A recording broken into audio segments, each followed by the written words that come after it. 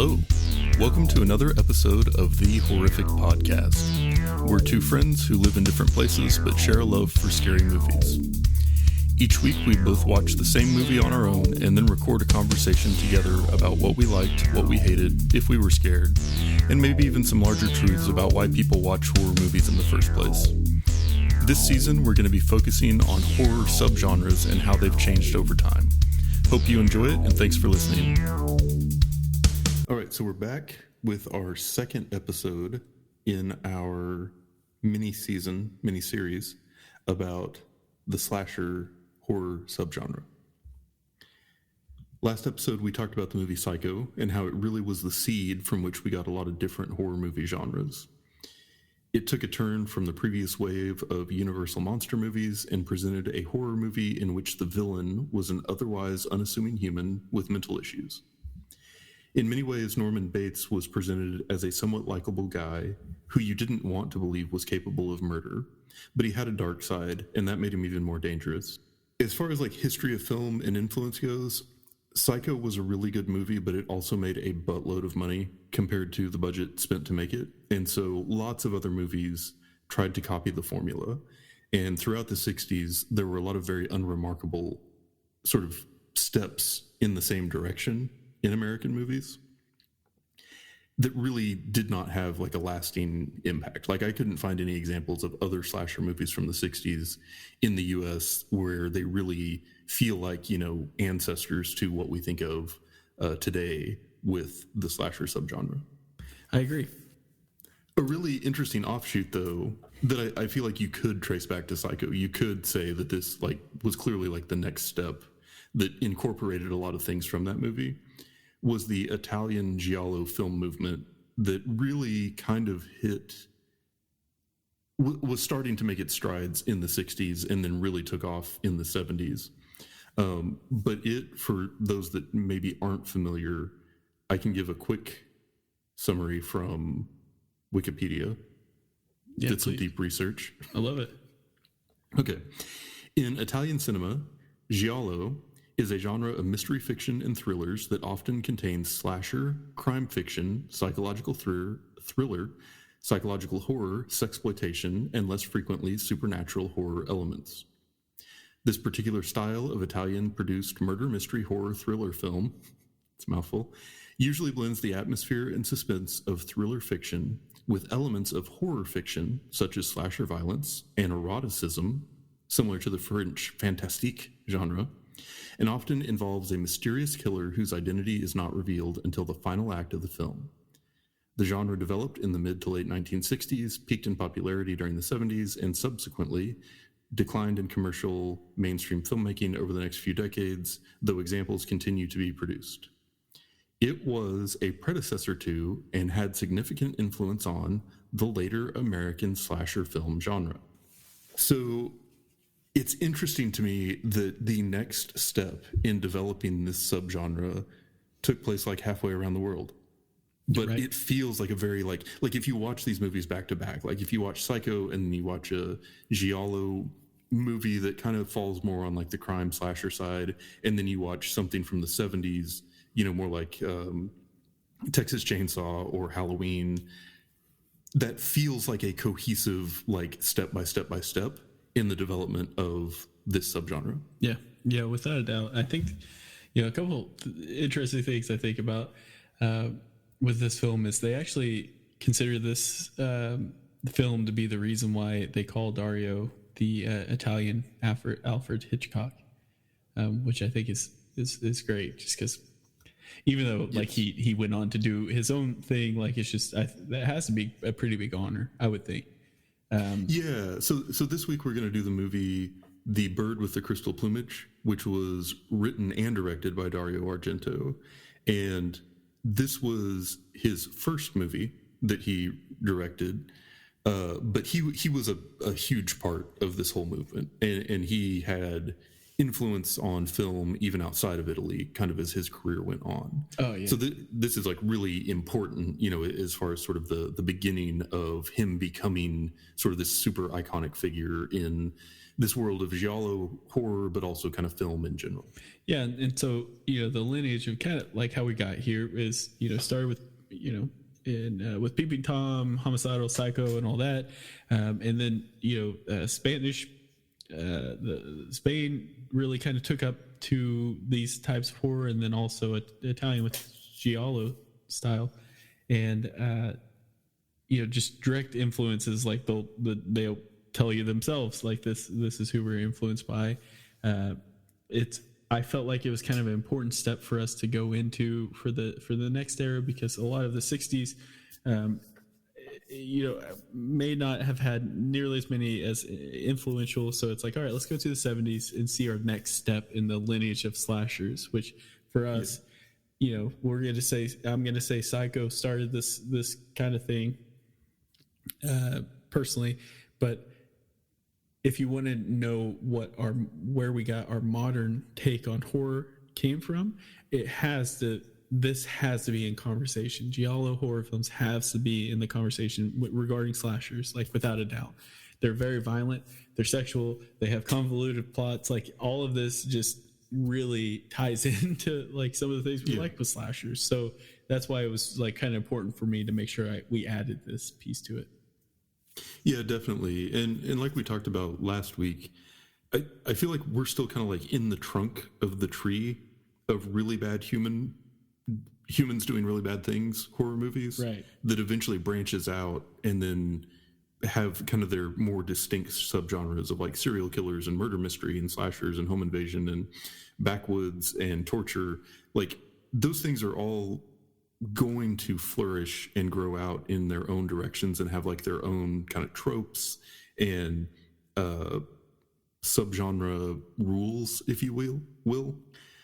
But I feel like Giallo still sort of contained all of that, and it really was developing all of the different ideas and things that worked in horror movies that eventually would be even more refined and kind of grouped together into these more like specialty subgenres. Right. So it's a really interesting set of movies to look at historically, just because I feel like a ton of horror movies that are being made now really can kind of go back to being influenced by the Giallo movement in Italy in the 70s.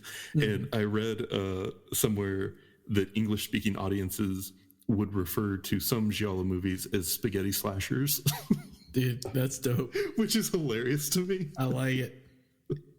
As long as it was like referencing, spaghetti westerns. Yeah, exactly. The same type of thing, where you've got this, sort of flourishing development of a subgenre that was kind of not doing a whole lot of interesting things in the US at the time. And I think that's probably more true in the 60s than the 70s. But yeah, I thought it was kind of... But yeah, one of the most successful Giallo directors was Mario Bava, and I feel like we need to give him a shout out. He directed Blood and Black Lace in 1964, which is usually considered to be one of the best and most influential early works in the genre. But the story of Giallo really can't be accurately told without including director and writer Dario Argento. And he wrote and directed the Animal Trilogy, which is The Bird with the Crystal Plumage, which we're going to talk about this week, The Cat o' Nine Tails, and Four Flies on Grey Velvet. But he also did both Deep Red and Suspiria. And those are all considered big deals in this genre. And then also just sort of a fun random trivia that's a crossover with our episodes from a couple weeks ago. In a weird crossover moment between serial killers and zombies, Argento was pretty involved in George Romero's Dawn of the Dead in 1978. He agreed to help finance the film in exchange for the international distribution rights, and also, quote, worked with Romero during the screenwriting process for Dawn of the Dead. So, small world, right? I didn't know that, yeah. Yeah. Interesting. Anyway. Yeah, I think I'm glad that you actually brought up Bava too, because we were actually going to try to do Bay of Blood. Yeah. Because that has some like really, I've heard this before, but it's, supposedly a lot of where Friday the 13th got a few of their kills from. So I just wanted to see it. We couldn't find it for streaming, and I wasn't going to pay. We learned our lesson with buying horror films in the past. So it was like, okay, let's just move. That's why I'm wearing this ankle monitor. Yeah. Yeah. Exactly. Yeah. But I wanted to point that out for our listeners. Like, if you haven't seen it, definitely check it out and let us know what you think with that too, because I know I will as soon as it's either cheaper to buy or available for streaming. That's definitely on my watch list. Yeah, for sure. So, yeah, Giallo is usually identified as an important forefather to the modern slasher horror genre, so we need to cover it in this mini-season, and we're going to use Dario Argento's first movie as a jumping-off point to do so. And I will do a quick introduction, and then we can get into but wait, who was the killer the whole time? Details. I still don't know. In 1970, Dario Argento made his directorial debut with a Giallo mystery slasher called The Bird with the Crystal Plumage. The movie tells the story of an American writer in Italy who witnesses an attempted murder and then is detained while the investigation takes place. He decides to take matters into his own hands and makes himself a target as he investigates the mysterious man, or woman, behind a string of unsolved murders. The film was originally only released in Italy and West Germany, but was the first in a series of movies by Argento that helped popularize Giallo outside of Italy. It can currently be streamed for free on Tubi because it's the best streaming service. Of all time?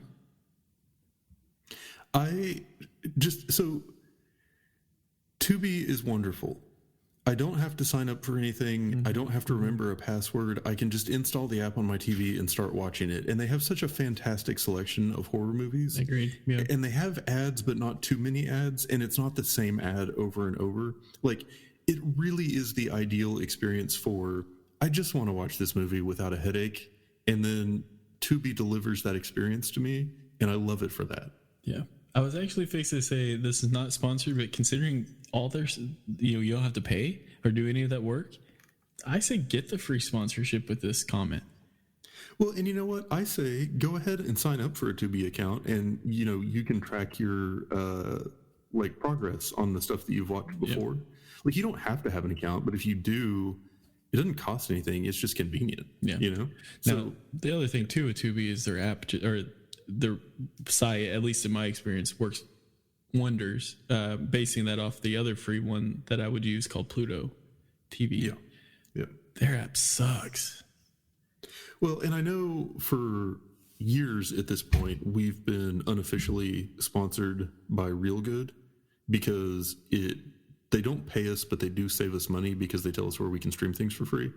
But they also told me that we could watch Bay of Blood on a number of different services that don't actually have it. So I'm Team Tubi now. Yeah, same. This is why we can't have sponsors, because we're quick to drop you. Quality control. I'm not going to stand here and advocate something that doesn't make my life better. You know what I'm saying? Had you seen this movie before? I hadn't seen it, but boy, I felt like I had. Like, the whole time I was watching it, man, I was like, I feel like I've seen this. I was sitting there like, is this one of the ones that like has different titles, for the name of the film? Like, and did we watch like the other name for it? Like, I was convinced, but nope. Yeah. Nope. Which we have done several movies by Mario Bava and Dario Argento previously, and this one, I feel like if you have seen more than one Giallo movie, it sticks very much in your mind exactly what that genre is. Yeah. Because there really are a lot of similarities between them. Yeah, very definitive style too. Yeah. But yeah, this one was interesting. One thing that stood out to me immediately was in the beginning, there's the scene where the killer has all of the knives laid out, and there's like that focus on the blades. And I feel like that is like we talked about last time, with sort of like the visceral biological reaction to the idea of like being stabbed in blood. And that's like a thing that is just on a whole different level when you think about violence. Like, the stabbing is a unique type of thing. And the way that this movie focused on blood and blades, I think it is like a logical step forward from what we had in Psycho, where, yes, there was a stabbing that was very iconic and there was blood, but this is almost like the next step of like, almost like previewing that, almost like showing ahead of time, giving you the time to think about what is going to happen with all of those knives. The idea of a person being stabbed and then, this sort of early scene of her crawling across the floor, it's really amping up or like adding focus on something that becomes very essential to the subgenre of slasher. Yeah. It's, in a way, for me, like starting this off, I was just kind of getting excited because like you just see that you like your guys, you see where it's going, and we know where it's going because we're there now, Yeah. At the time, like you couldn't see it, but yeah, it's just kind of exciting because you see some of the similarities that's going on in this film. And you're like, oh yeah, that was borrowed from whoever, insert whoever. Everything's borrowed from someone, I feel like. Yeah, the opening of this, where the killer had like that set of knives, really kind of reminded me of the beginning of Terrifier. Mm-hmm. Where he had his weapons. And stuff. Yeah. And so it's there are a lot of these things that are repeated throughout the subgenre because they're like a part of what the subgenre is, and they're focusing on the things that make it work. Yeah. And I think that's, it's par for the course with anything as things develop, but still. Yeah. Did you notice the fake jump scare in this one? I don't think I did. So it was really quick, but the main guy is like walking down the street after he has observed the murder. And then the killer kind of pops out of nowhere and takes a swing at him with like the cleaver and misses and then runs away, and he's chasing him. But then he sees a car driving off and he stops. And then all of a sudden that black glove comes out and grabs him on the shoulder. But then it's just the woman who like witnessed it happening. Yeah. And that got me because at first I was just like, oh, he's about to get stabbed too. And then it's like, oh no, that's just her. Was that a fake jump scare in like 1970? I think that it was. And so props, Dario. That was well done. And that will come back a lot in this subgenre. Yeah, I think that if he's the one that I need to thank for jump scares, then I no longer have anything good to say about this film. No, it's the fake jump scare. That's the thing. Oh, okay. The fake you out. Yeah. Which I'm sure you also hate, but I just hate everything, really. Yeah. Another interesting thing I thought in this one was like you realize the killer is stalking the victims and taking their pictures ahead of time, and that gives it like a certain amount of like premeditation that makes it even scarier than like a random encounter.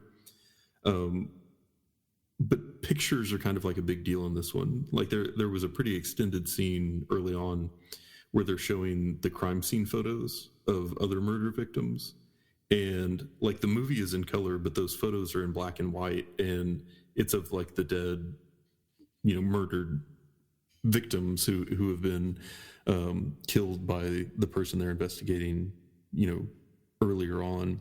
And I felt like that was kind of a good way to build the tension of like, oh, this wasn't just a one-time thing. Like, this is a person who's been getting away with this for a while. So it's somebody who's smart, but we don't know who they are or why they're doing it or even how to find them. And that added like an element of mystery that I think, made it more tense and suspenseful. Yeah, I think that, it has to be difficult trying to write some sort of, to add tension, because something that might be tense for us might not be for somewhere else. But I think the thing that also has to be pretty difficult is keeping twists and all that a secret throughout the whole film as well. And you have to do it without making it like you have to. I don't know how I'm trying to say this. I don't want to just like all of a sudden at the end just be like, oh, just kidding. It was a next door neighbor that you only saw 15 seconds in the film. Yeah. That kind of thing. You still have to have thought and input to it. I think that they actually did this one relatively well. But I knew that something was going to happen because it was too early in the film for it. When we find out that it like when the killer who they thought it was, died, I was just like, when the husband confesses. I was just like, it's too soon. Like, there's too much film left. Like, what too are they many gonna minutes do? left. Fly back. Yeah. So right. I will say, I didn't necessarily have any major beef with this film. I also I think it's because this is definitely not like perfect by any means, but I think it was more so just like trying to see like the ties to slashers. I think maybe that's why I went into it with a little bit better attitude, because at the end of the day, this isn't the greatest horror film of all time. It's not. I think Speak for yourself. No, it's not. It's science. No, I agree. Yeah. No, but this one did a lot of cool things, right? Like it did a lot of things that you're like, yeah, I've seen that happen a million times since then. So, clearly some of the stuff that was happening here was compelling on film and had an impact on what we think about as slasher tropes today. Yeah. But yeah, and I thought one thing that stood out to me a lot about like the plot was the way that there are kind of two threads going on, and there's like the killer stalking and killing people at present, and then there's also like the main guy and his girlfriend investigating the past murders. So the investigation scenes build the suspense as you find out how dangerous and smart the killer is, but then like the murder scenes add action and kind of reset the mood a little bit after and add like that sense of urgency. And I think the idea of we're doing the investigation, but also more people are dying and we're trying to figure out who it is because we're on a timeline and we have to save as many people as possible, but he's always one step ahead. And how are we ever going to catch up? Like, that's such a key thing that has been copied across so many movies over the years. Like, it's a really effective way of managing the plot and audience engagement during a movie, which I think is one of the hardest things for a horror movie to do. And so this one really sets sort of that formula that works well. And it really actually reminded me a lot of like The Ring in that regard. To some extent, even like The Babadook does that. But also any like modern serial killer movie basically is using that formula for how to present the storyline. I also kind of wondered what this was.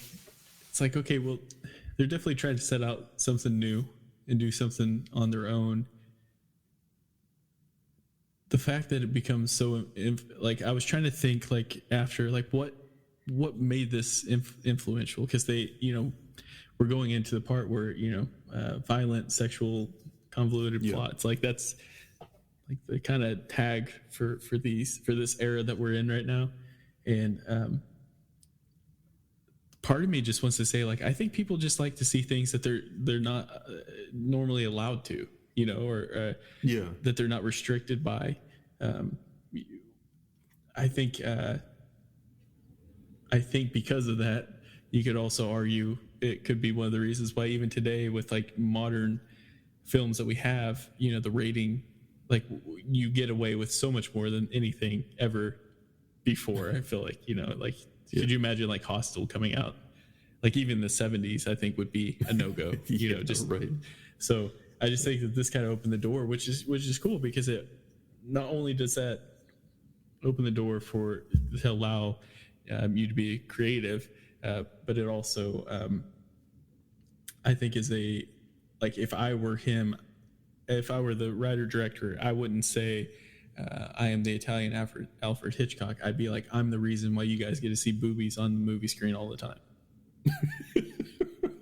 That's what I would go with. He's focusing on the wrong part of his legacy. Is that what you're saying? Yeah. Well, but I do think you're kind of onto something with that, in that, we talked about last time how there was the scene towards the beginning of Psycho where the heroine, or victim, I guess, is hearing Norman and presumably his mom talk in the house. And the mom is very like anti-women and flirtation and modern girls seducing boys and things like that. And it kind of feels like there's this weird thread of slashers and then also like sex in some regard. And one scene that stood out to me in this one was like, there's the scene where the woman is laying in bed smoking and the camera is like from her perspective, like looking down, towards the end of the bed and the open door. And then she turns and puts out her cigarette and then turns back, and the killer is just standing there in the doorway. And then when I guess not he, but when the killer comes over, it's not just like an immediate stabbing. There's the cutting open the shirt, cutting open the underwear, and then he stabs her. But there's almost that. I think what you said about like people seeing or experiencing things they feel like they're not supposed to, that's like such a weird mix of like this murderous like slasher violence, but then like intimacy. And that's like a very, very strange combination of elements, but it seems to come up enough in successful slasher movies that there's got to be some connection to it, or there's got to be something about that makes it like almost hypnotic or like effective to do in a movie. And I haven't quite figured it out yet, and I'm sure we'll come back to this over and over throughout this season, but that's just something that has kind of stood out to me both in Psycho and in this movie. Yeah, that's a good point. If we don't find a solution for it, man, it's gonna be bad. Yeah. Here's where this is the disconnect I have when watching, and this is with spaghetti westerns, this is with spaghetti horror, this is with spaghetti comedy, spaghetti lasagna slashers. Yeah, my bad. It's like, I think the struggle is like, you know, obviously there's the language barrier where sometimes they're saying things and you're like, oh, that doesn't make sense. But like in this case, like I feel like people were just randomly added in certain parts of the film, and you're just like, wait, who the hell is this guy, and why do I feel like he's the killer now? Like you can't just keep doing that with everyone. I think it was like the neighbor, or like when they were deciding that they were moving, the random guy who was like smoking while they were trying to get frisky before moving out. It's just like, who is this guy? Like, where'd you come from, buddy? I had the same experience in that there were several characters in this that were very hard for me to keep track of. Yeah. And there is a really interesting line in my notes that is complete isolation, just this one sentence on its own line: meets a crazy artist who eats cats. Right. Exactly. Yes. It's just like, what? Yeah. Like, why did that? Okay. Yeah. Now the thing is, it's like, I support that being put in. Yeah. I just need a little bit more context here. Exactly. Like a little bit more context. Like, I get that you're trying to make this, like, make us think that he's the killer, but it's like, he's obviously not. Like, we knew he's not just by letting you come in to buy something. Yeah. Like, that's. Yeah. But yeah, I don't know. That was just a beef, which isn't a bad one. Like, you know, I think the thing I thought they did really well with was like, he knew. I thought this is what they did well with, but here's something that I think they could have done a little bit better. Like, he knew that something was off. He knew that, like with his, I'm sorry, when he was trying to talk with the police and remember the night, and he was trying to give them information. Sure. Yeah. The difficult part for me was to, like, I didn't understand why he wasn't giving all the information right away, because it was like, but you saw what we saw, like what's going on here. But then you realize, like, oh, actually, he can't remember it. Like, that's right. If, like, I felt like every time he talked about it after, and I could have just easily missed it. But I felt like all the time after, it's just like, I'm missing something. Like, it just seemed like he was even thinking he had missed something, so it wasn't showing like the full what happened that night. Well, what he was missing was the woman was the one who was trying to kill him. You know, it was the other way around. And it's like, well, I think that's really cool. Like, that's a really good idea. Obviously, still done today, but like, let us know. Like, I just need to know that that's like what we're trying to do. Like, instead of just like, just kind of guess, you know. And maybe it was more clear and I just didn't pay attention. That's very possible. But if it was like that throughout the whole film, I feel like I may have missed it a couple times. But when they did finally say, like, when he like realized, I was like, oh, okay, that makes sense why he couldn't remember. Yeah. So I want to get more into that and kind of the ending, but a couple random other things I had just as observations of things that this did that I feel like you have seen a million times in movies that came out after was the killer calls the police and kind of like messes with them to let them know that he's still on the loose and in control. I feel like that is a very, very common thing in serial killer movies, basically from this point on. And, you know, it may well have happened in other movies before this, but that was just the first time I've seen it. And then also the scene towards the end where the girlfriend is in the apartment and the killer is outside cutting like the phone lines and then the power, that felt very home invasion to me. Like that felt very much like, you know, Strangers, or the one where the calls are coming from inside the house when a stranger calls. Yep. You know, just kind of that idea of like, I'm trapped in here, but there's this person outside who is controlling it and I can't call for help.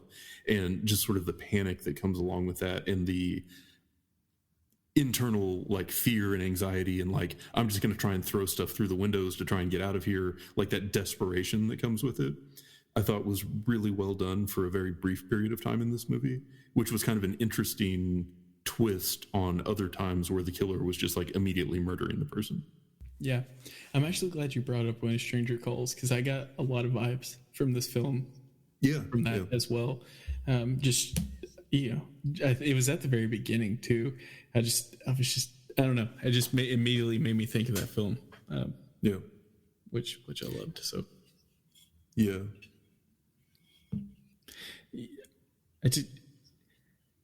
What a weird twist. I mean, I didn't do any research, but do you think that eating cats was like a common thing that I have no idea. Like a cultural reference, you know what I mean? Like this was it was like I started that note with the intention to come back to it when it mattered again to the plot, and nope. Yeah. Okay. Yeah. I just need to know at this point. Yeah. But yeah, the whole movie, I guess, and I think this will probably come back up in future movies in this mini series. It was showing the perspective of the killer from like the neck down, or completely, you know, in black in the shadows, not seeing the face, just seeing, you know, like the knife or whatever, or the gloves. And then there's a big reveal at the end that like defies your expectation about who it was. And that feels like another thing that is pretty common, you know, like, you know, who's doing the killing in Friday the 13th. They're just, a lot of times I feel like you have that similar type of presentation of the killer when there's any sort of like mystery about their identity involved. Yeah, 1,000%. And that's something that I will always think is something great to put in, especially a slasher, so you can be put in that point of view. Definitely,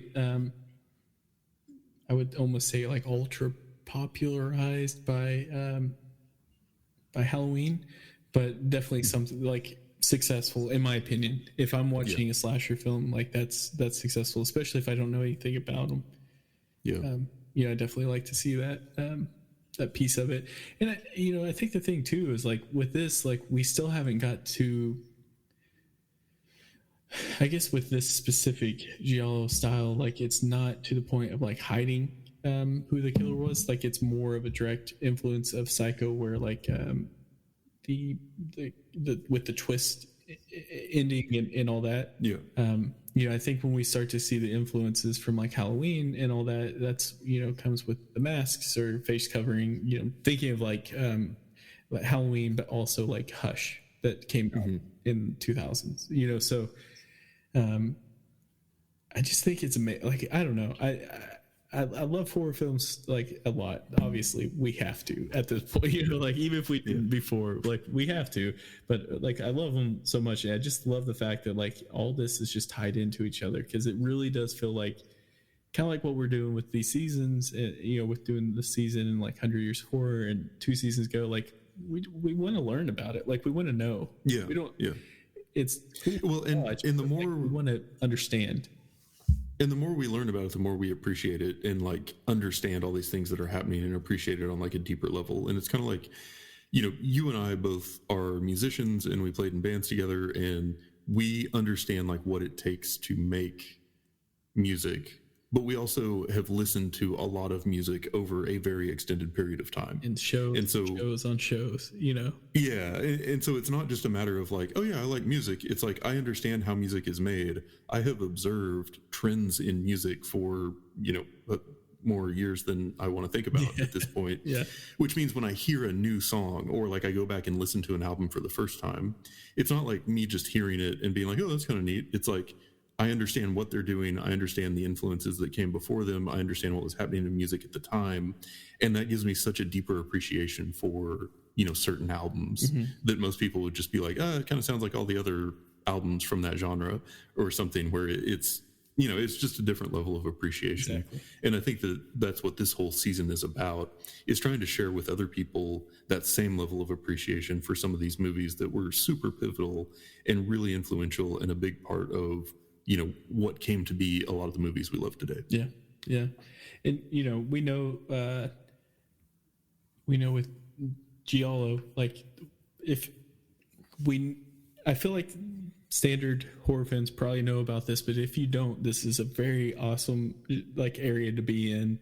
Like I suggest watching as many of them as you can, as many of them as you can take. Like Suspiria is really good. Mm-hmm. Like there's so many out there. I just suggest you watch it. Like this one, even though I had some beefs with it, they were super minor compared to the actual film itself. Like overall, like I think this was a success. Do I think that cops would let him also become a detective also, or even though he wasn't part of the police? No, that's not going to happen. However, it did in this film, and I support it. In fact, he figured it out over the cops. So yeah. Also, this kind of had the same ending as Psycho, but it was still good. It really did, yeah. Yeah. But yeah, overall, I really enjoyed this one. Dario Argento, I think, is the king giallist. It's a word I'm making up. But this is a good one. Check out any of his other stuff too if you're interested.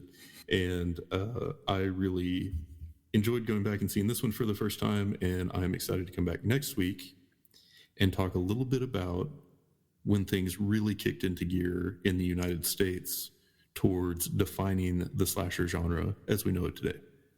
Love it. I also love the fact that my son is going to go to school and tell him he wants to become a geologist. I think it's like about geography or something.